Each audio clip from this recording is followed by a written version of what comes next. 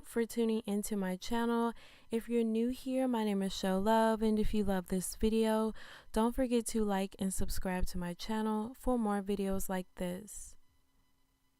Today we're going to be learning how to add new patterns to our library in Silhouette Studio. So the first thing you want to do is go to Google and type in whatever pattern you're looking for.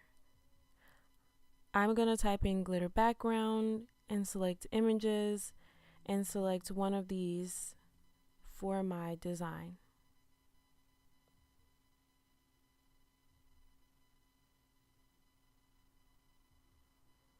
Then you want to right click and select Save Image to Downloads. Then you want to pull up your Silhouette Studio and select Library. Then go down to Patterns and select that. That will pull up your patterns if you have any. And then we're going to make that window a little smaller. Then you're going to pull up your image in your downloads.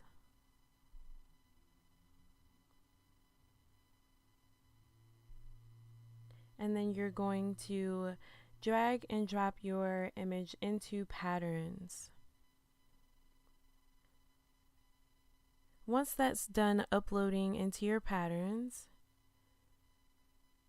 you just want to make sure that it is actually in there.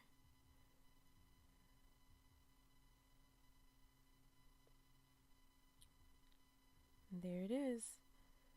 Then we're going to click on Design, and then you want to select your design that you want your pattern to go into. Go to the Color tool, and then go to the third option, which is Patterns.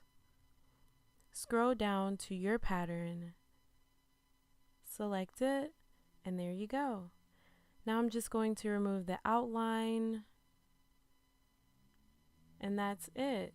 So for the purposes of this video, I'm just going to go ahead and give each divider a pattern so that you can see it better.